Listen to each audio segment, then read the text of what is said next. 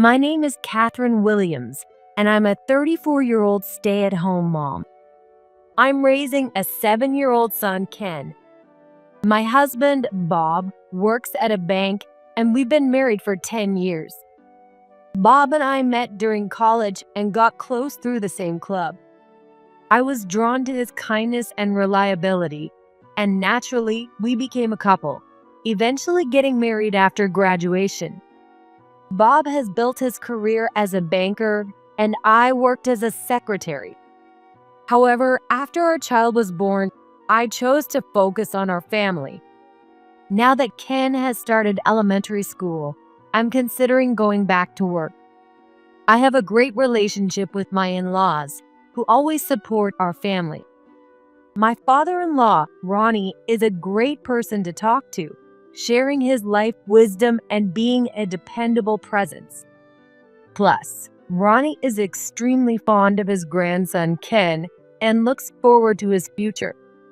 My mother-in-law, Sarah, is also very kind and always treats me warmly, so I cherish my relationship with them.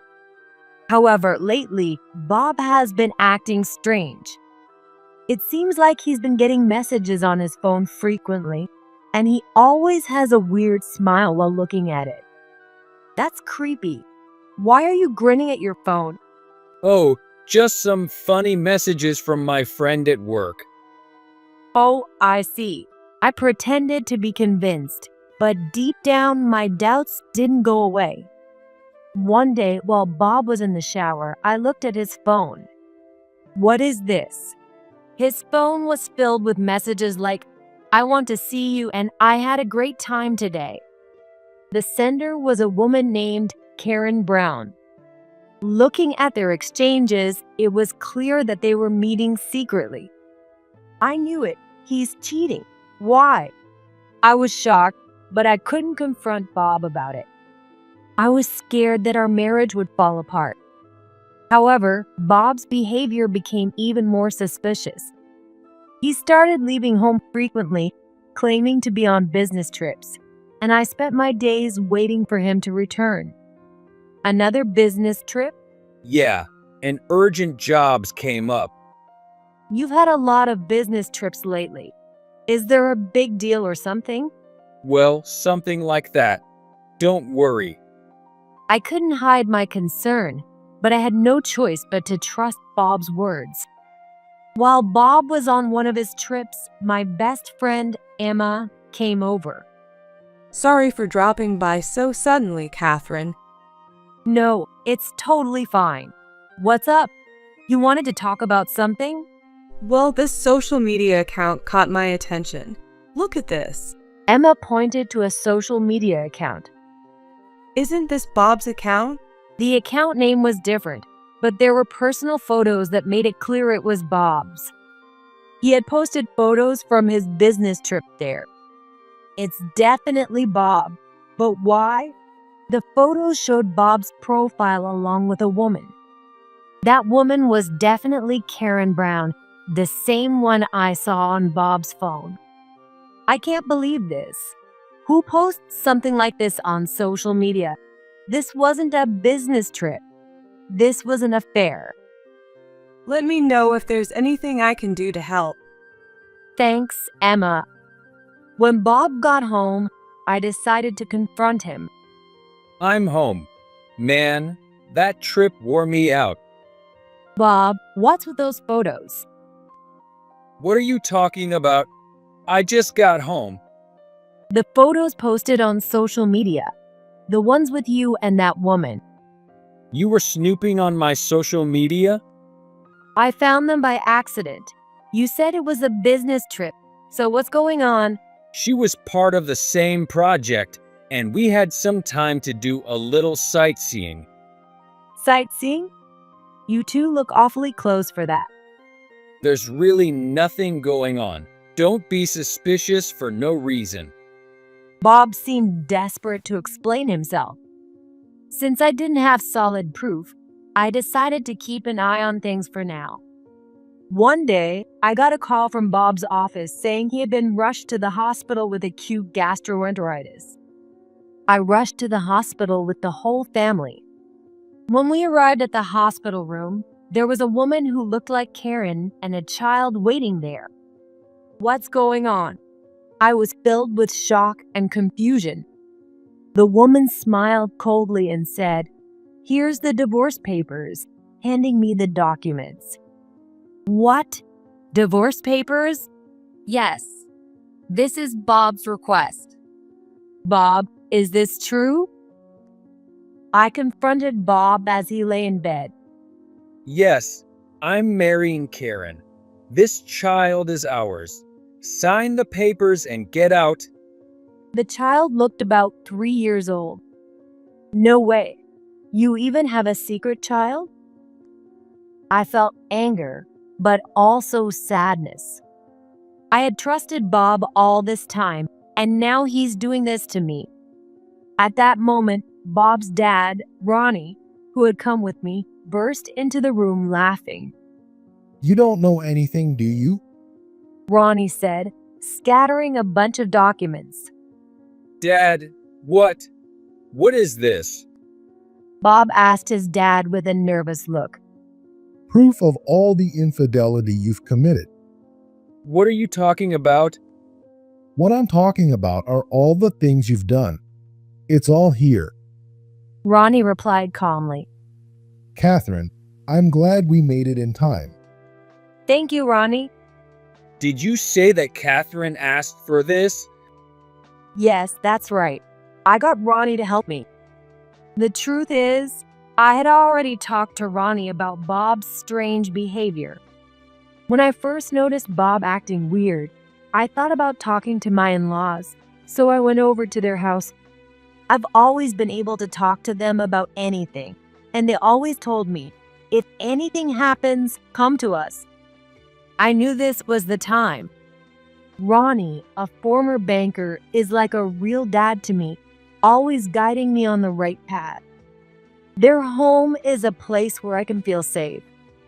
When I arrived, my mother-in-law, Sarah, greeted me with a warm smile. Catherine, it's been a while. What's wrong? Did something happen? Yes, actually, I need some advice. Just a moment. I'll go get Ronnie. Thank you. She went to get Ronnie for me. Catherine, what's going on? Bob's been acting really strange lately. Bob's been acting strange? Ronnie gave me a sharp look. Yes, he seems to be getting messages on his phone all the time, and he always has his weird smile when he looks at it. And then there's the sudden increase in business trips. He's been away from home a lot more. That does sound concerning. Do you know exactly what kind of messages he's been receiving? Yes. Actually, the other day, while Bob was in the shower, I looked at his phone. There were numerous messages like, "I want to see you," and "I had a great time today." The sender was a woman named Karen Brown, and it was clear they were meeting secretly. Karen Brown, huh? Ronnie thought deeply, his expression serious. And he's been posting photos on social media from these trips, and there are pictures of him and Karen looking really happy together. What? Posting pictures with another woman on social media. What the hell is Bob thinking? I don't think these are just business trips. They seem more like affair getaways. I spoke through my tears. What a fool Bob is, even though he has you and Ken. What is he thinking? Catherine, I understand how you feel. That is worrying. Ronnie said it gently to me. If Bob is really cheating, we need to make sure of it. Ronnie, what should I do?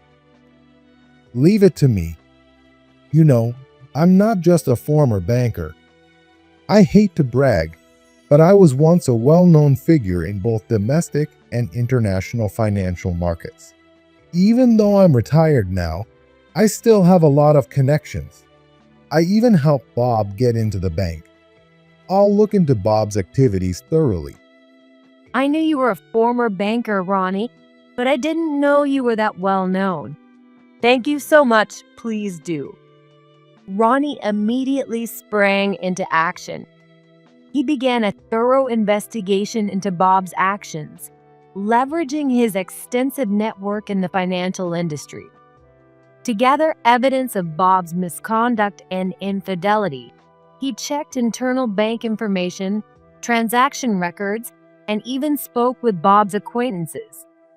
Ronnie's investigation progressed smoothly, and gradually, the evidence of Bob's wrongdoing and affair came to light. Finally, the day arrived when it all came out into the open. The events in the hospital room were the result of the investigation that began with my consultation with Ronnie. The documents Ronnie scattered were filled with evidence of Bob's infidelity. The tension in the room was palpable, and Bob's face turned pale. "Bob, there's so much evidence of your affair." So what? We're getting divorced anyway. "That's why these documents proving your infidelity are necessary. This is what you did. Your exchanges with Karen Brown. I want to see you. I had a great time today. All of this is documented as evidence." I pointed to one of the pieces of evidence. Yeah, so what? I'm serious about Karen.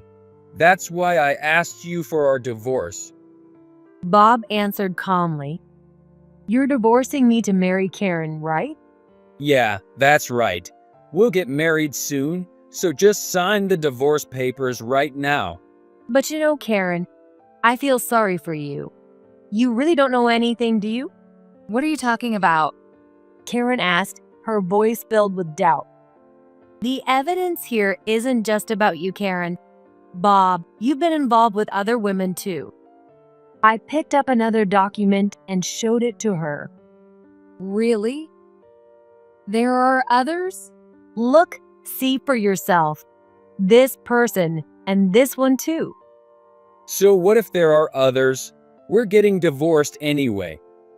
It's not okay. You're still seeing other women even though you have me? Come on, I'm a banker. I have a promising future, and women just can't stay away. But once I marry Karen, I'll be good. We're not married yet, right? Yeah, you better behave once we're married. Karen seemed unsure, but appeared to be swayed by Bob's words. Bob justifies himself like this, and everyone falls for it. Catherine, I'm truly sorry for my son. I'll make sure he pays the alimony you ask for, whatever it takes. Just let me know the amount you need. That includes child support too." Ronnie said, his voice filled with apology. "Thank you, Ronnie. Bob, I won't settle for a penny less. And I want it all paid in one lump sum. Here, take this." I handed over the documents. My best friend, Emma, is actually a competent lawyer. After deciding to get my divorce, I had consulted with her at her law firm.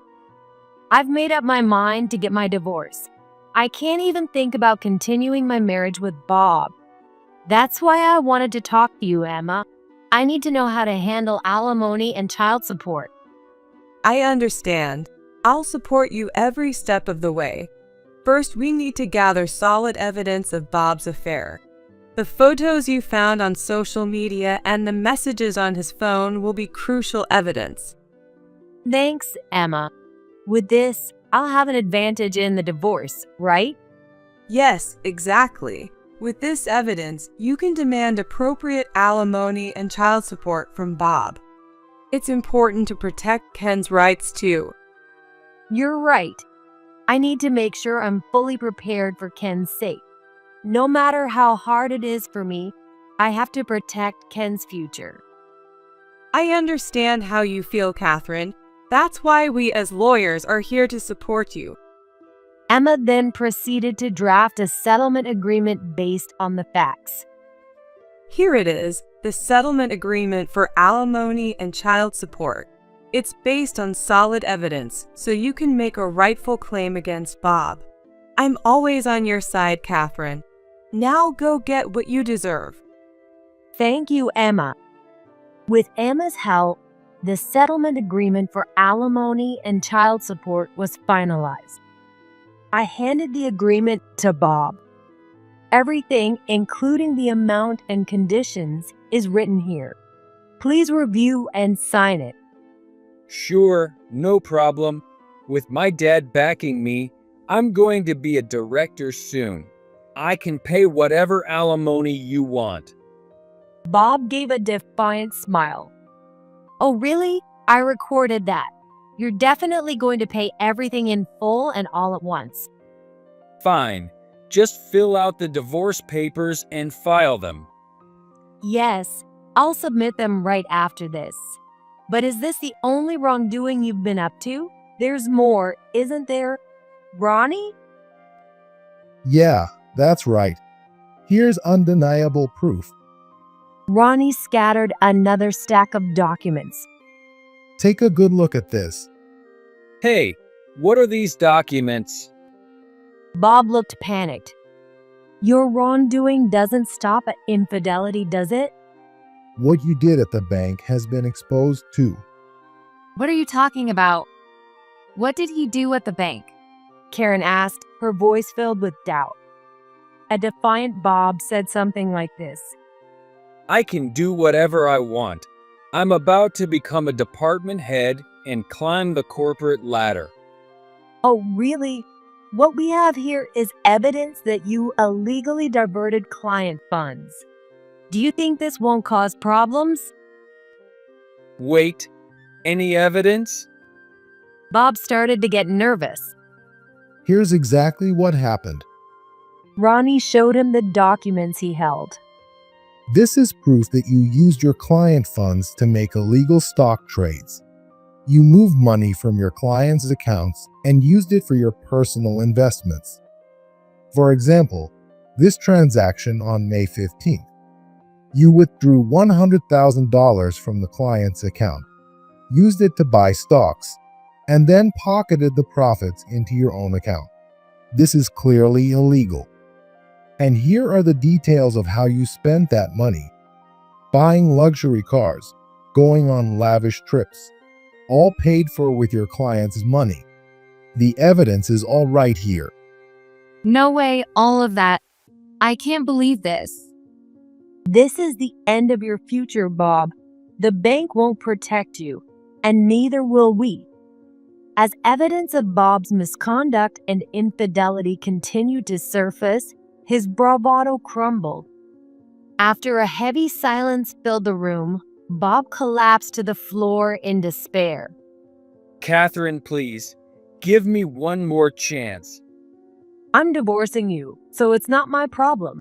You'll have to deal with the consequences of your actions, Bob.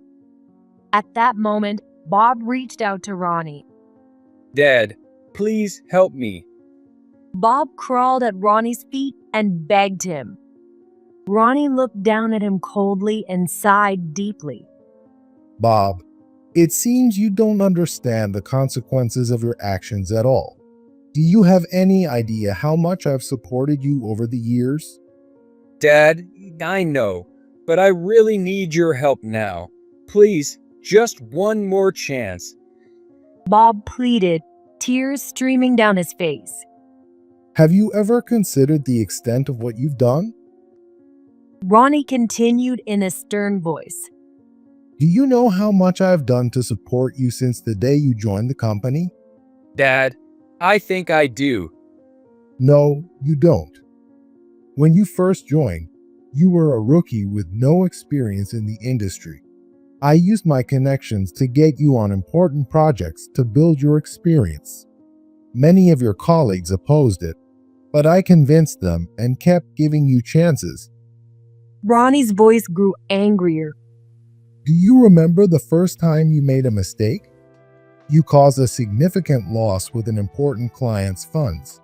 Normally, you would have been fired, but I covered the loss, took responsibility, and protected you. Even when you kept making mistakes, I never abandoned you. Ronnie spoke as if recalling the memories. And every time you were promoted, do you know how hard I worked for you? When you got promoted, I had to bow to many executives, highlight your achievements, and recommend you. I used my credibility to cover for your shortcomings and pull you up. Ronnie's voice was icy. Dad, I know. I'm grateful for everything. That's why, just one more time. Grateful. How have you shown that gratitude through your actions? You betrayed my efforts, got involved in illegal activities, and hurt many people.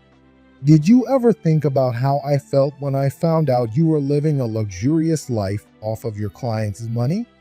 Bob, do you have any idea how much I've sacrificed to get you to this point? I've used all the trust and connections I've built to protect and support you, but you betrayed all of that and disgraced me. Dad, I'm really sorry, but please, just help me one more time. Bob clung to Ronnie's feet. Bob, the ones I should be helping are Catherine and Ken, not you. You need to accept your mistakes and bear the consequences. Don't trouble me any further. Ronnie spoke firmly and turned his back on Bob. Dad, wait, please. Bob tried to reach out to him with the last of his strength, but Ronnie walked away without looking back. Bob collapsed on the spot. As I watched him, I hoped that he would fully accept the consequences of his actions from now on. Afterward, I immediately submitted the divorce papers to the courthouse.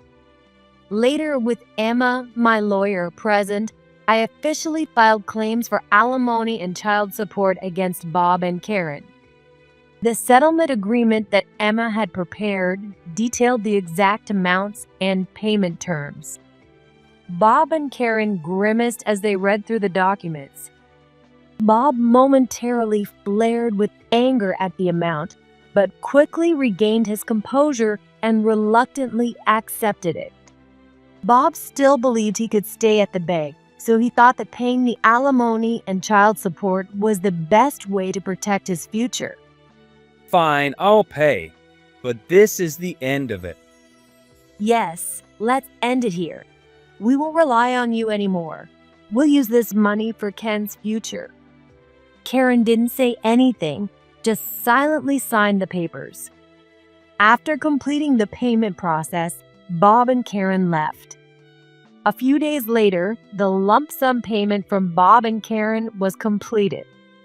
A substantial amount was deposited into my account. This sum reflected the pain and suffering Bob had caused us. My marriage is truly over now, I muttered to myself as I looked at my bank account.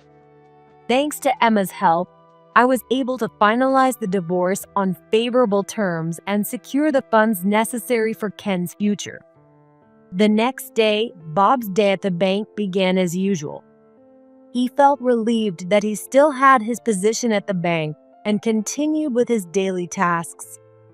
But that day, everything changed. Bob, I need to talk to you. His supervisor, Sean, said quietly. What is it? Bob tried to stay calm, but a sense of unease crept in. Please come with me. Sean led Bob to a conference room. Inside, a few senior executives and internal auditors were waiting. The tension in the room was palpable as Sean spoke. Bob, a serious issue has come to light regarding your actions. We need you to answer our questions truthfully. Issue? What are you talking about? Bob couldn't hide his anxiety. The internal auditor spread out documents, presenting evidence of Bob's misconduct one after another. Take a look at these transaction records. They show that you illegally diverted your client funds for personal investments. What evidence? I didn't do anything like that. Bob desperately denied the accusations, but the expressions on the faces of the executives were cold. Bob, this evidence is irrefutable. You've committed serious violations and severely damaged the bank's reputation. Sean said sternly. No. Moreover, it's been revealed that you used your client funds to live lavishly with your mistress. This is also criminal behavior. Bob was completely at a loss for words. At that moment, the conference room door opened and several police officers walked in. Bob Williams, you're under arrest for fraud and embezzlement. Wait, this is a misunderstanding. I'm innocent. Bob frantically protested, but the officers handcuffed him and led him away. No, this isn't right. You can explain at the station. No, this can't be happening. Bob being placed in the police car quickly attracted media attention. Cameras captured the scene, and it was soon reported as breaking news. I was at home with Ken when it happened. I turned on the TV, and a breaking news alert flashed on the screen. This just in. A senior employee at a major bank, Bob Williams, has been arrested on charges of fraud and embezzlement. I was shocked to hear his name. Bob arrested? At that moment, the phone rang. Emma's name appeared on the screen. Catherine, are you watching TV? Yes, I just saw it. I can't believe Bob was actually arrested. I'm shocked too, but now his crimes have been exposed. You were right all along. But how am I supposed to explain this to Ken? Catherine, you're strong. You'll get through this for Ken's sake. I'm here to support you no matter what. The TV screen showed Bob being led into the police car. Reporters bombarded him with questions. Bob, do you have any comment on the allegations? Why did you do it? Bob said nothing, staring blankly ahead. This is the consequence of Bob's actions. The anchorman continued. Bob Williams is accused of illegally diverting his client funds for personal use. The police will conduct a further detailed investigation. Over the phone, Emma said, Catherine, the real battle starts now. Forget about Bob and let's focus on building a better future for you and Ken. Thank you, Emma. Having you by my side gives me so much strength. We have no choice but to keep moving forward. After that, Bob was found guilty in court and sentenced to prison. Life in prison was harsh. He spent his days enduring hard labor and strict discipline, with plenty of time to reflect on his actions. But Bob's punishment didn't end there. The damages owed to the bank were enormous, and even after his release, he faced a lifetime of debt repayment. After leaving prison, Bob found that returning to the banking industry was out of the question. He ended up in a rural town working low-wage manual labor jobs. He worked tirelessly, barely sleeping, with most of his poor income going toward paying off his debts. There was no one around to sympathize with him, and Bob spent his days in isolation and despair. Meanwhile, Karen had also grown weary of her relationship with Bob. His arrest was the final straw, and she decided to cut ties with him. However, Karen still had to pay alimony to me and also had debts of her own. Reluctantly, she took on night work, leading a life of endless labor both day and night. Their child, Sam, was caught in the middle of his parents' failures and faced a bleak future.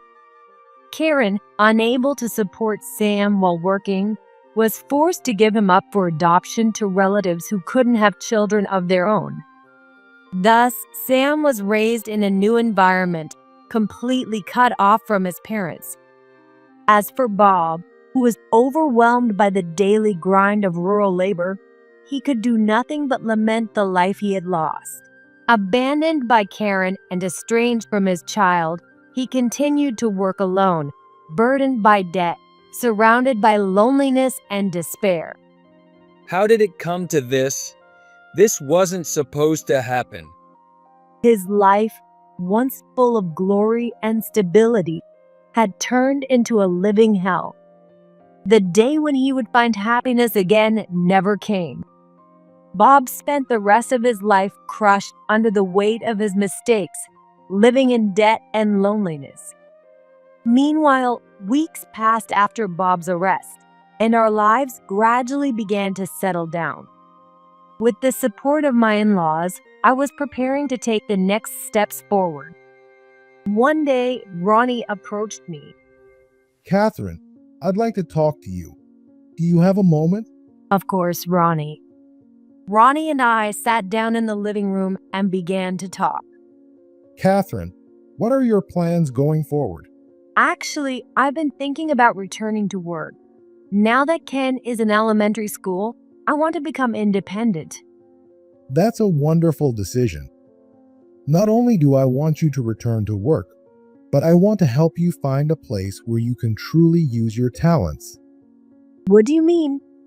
There's a bank run by an old friend of mine, and they have an opening for a secretary. Given your background and skills, I think it would be a perfect fit.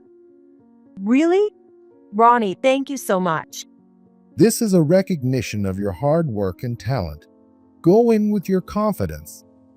A few days later, I went for an interview at that bank and successfully got the jobs. On my first day at the new workplace, I was nervous but filled with hope.